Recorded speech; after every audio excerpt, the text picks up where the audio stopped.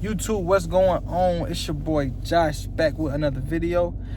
I know it's been a while. I've been MIA. I try to upload more like frequently, like more closer together, but I've been going on a cruise. I had a little vacation. I went to the Bahamas. It was fun, but when I got back, my mic was broke, so I couldn't even do like my voiceover to talk to you guys, and that made a delay in my video. So I just went and bought a new microphone right here. It's called the Yeti, like Nano. I like it. It's cool. Got little knobs. The first one I had was kind of cheap though, so I mean, I didn't feel like I needed to buy an expensive one or something that's more high quality because I mean, I'm just recording myself. So, but I see how easy it broke, so I just bought another one. But anyways, in this video, I'm doing a clean bald fade. This bald fade actually featured, it was one of the haircuts in my 360 Jeezy's every haircut challenge. So this video is about to be super dope.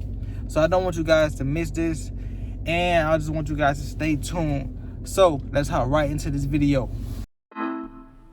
YouTube, what's up? It's your boy Josh, and I'm here back with another video. And like I said, on this video we're doing a bald fade, so let's get right to it. I'm going to start off this haircut by combing his hair out, lifting the hair up off the scalp. So when we cut his hair down with our guard, whichever guard we choose, it's going to be a true cut down. Every hair is going to be raised up and every hair is going to be cut. So on this haircut, I use my Oster's fast feeds, and I have the #1 guard on with it all the way open, going with the grain, cutting down his hair. And as you can see right here, when I went inside of his crown area, I went with the direction of the way the hair was growing. And also you can see when I'm going around the crown, I'm actually cutting and combing as I go through the process, because basically I want it to be a nice even everywhere. I don't want it to have any bulky areas of hair that hasn't been cut.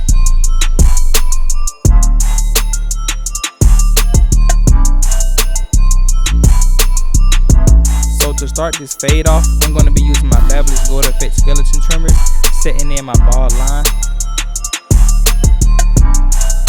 And we're going to be taking this line all the way around the head. So as you sit and watch, you will follow me go all the way around the head, making the line even all the way around from every angle. You want it to be even on both sides and end up at the same area, because it'll make your fade really like balanced and seamless. So as I go through this, you will see that. And another good thing to do is to look at the head front on and make sure both guidelines are even. So right here with my Oster's fast feeds with the lever all the way open, I'm going to go up about ½ an inch, setting in my guideline, taking it all the way around the head, staying parallel to the previous guideline that I just made. And make sure whatever width you are making your guideline, make sure it's the same width all the way around the head. So right now I have my Oster fast feeds with the clippers not all the way closed, but halfway closed. I kind of started off with it all the way closed and then gradually worked it to open, because it was a little process getting this line out. Usually when I'm taking out that first guideline, I usually close my clippers halfway, but in this process I had to play around with the lever. And something I'll say to beginners, when you're cutting, don't fall for the trap of setting all your guidelines in first and then come back and taking them out, because you will get lost in your fade. So my advice to new barbers is to take out your guidelines as you go up in the fade. So right here I have my #1 guard with it all the way closed, and I'm going to go up about 3/4 of an inch, setting in my next guideline for this fade. And like I said, when setting in my previous guideline, always work parallel to the line you made previously to that, and make sure that the width of your guideline is the same all the way around.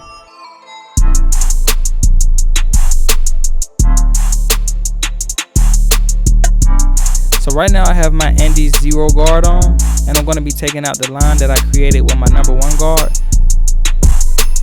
And like I always say, start under the line and flick up to the line whenever you're taking out a guideline, because if you don't, you're going to be pushing the guideline up and it's never going to go away.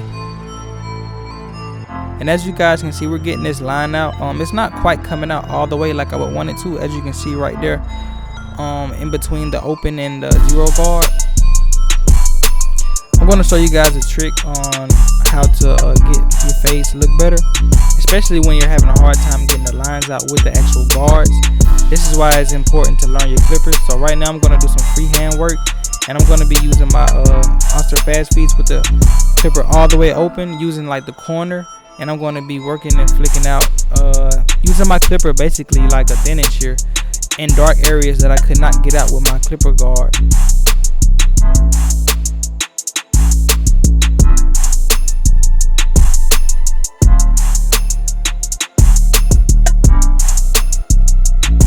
So right here we're going to be starting off of our process of finishing off this fade into our last section, or should I say like guideline. I'm using the number 1 all the way closed around the rim, and I'm going to do it halfway in between the open, which I initially did, to make a new transition.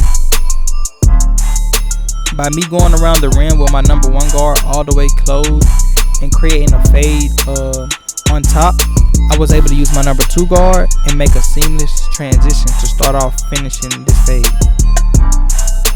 Another benefit of me going around the rim with the number 1 guard closed, it allowed me to better connect the side with the top, because it allowed me to come in with certain guards and blend right into that.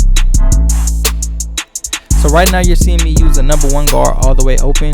Before this I had on a number 2 guard, basically just to soften that line up. But as you can see, this number 1 guard all the way open is taking that line out very seamlessly. So right now I'm going to be doing a little bit of detail work, going up into the area that we're trying to blend and laying down the hair a little bit so it can be a better transition.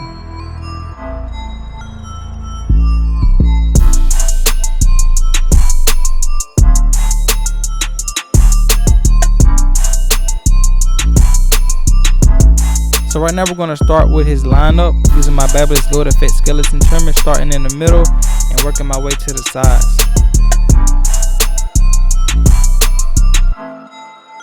So while doing this lineup, I noticed one side of his lineup has like a dip in it, so it leans down lower on one side of his lineup.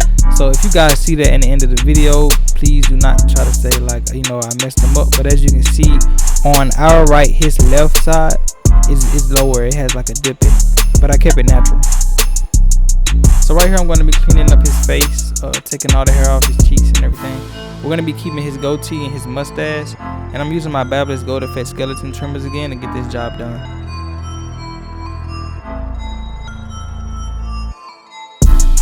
Remember, when you are cleaning up somebody's face, that like you get every single hair. As you can see, I pulled down the cape to get the hair under his neck. You want to be very detailed when it comes to this part, because it's very noticeable, because it's on the face. It's the first thing that everybody sees. This is a very crucial part of a haircut, you know. Gotta make sure that mustache and that goatee just lines up well. Gotta make sure everything is on point and nothing is unbalanced, because it's very noticeable. Even your clients will notice it. I've had a lot of clients tell me that, you know, somebody messed up their goatee or their mustache, cut it too skinny. So all that matters, just be real detailed. So right here I'm going to be adding some hair fibers to his hairline. His cut came out super nice, but this is going to add a nice pop to it. After applying hair fibers to his hairline, I always come back with my trimmers just to line the hair fibers up with his hairline, to make it nice and sharp and be really even, because you don't want to spray it and then cut it, because it's going to be harder to cut through.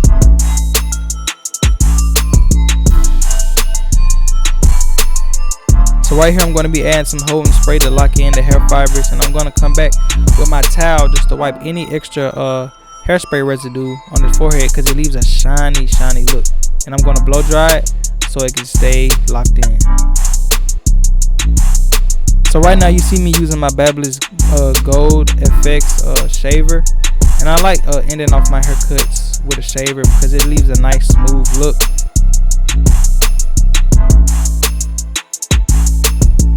So YouTube, I'm basically done with this haircut. I'm coming back behind it to clean up some areas to make sure the lines are sharp and everything looks good. This cut came out super crispy, and as you can see on the left side, what I was talking about.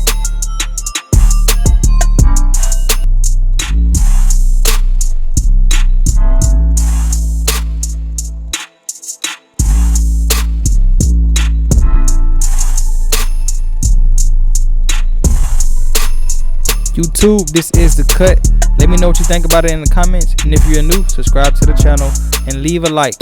Also, don't forget you can follow me on Instagram at Joshxbarber. As seen on the top of this video, it's your boy Josh, and I'm out.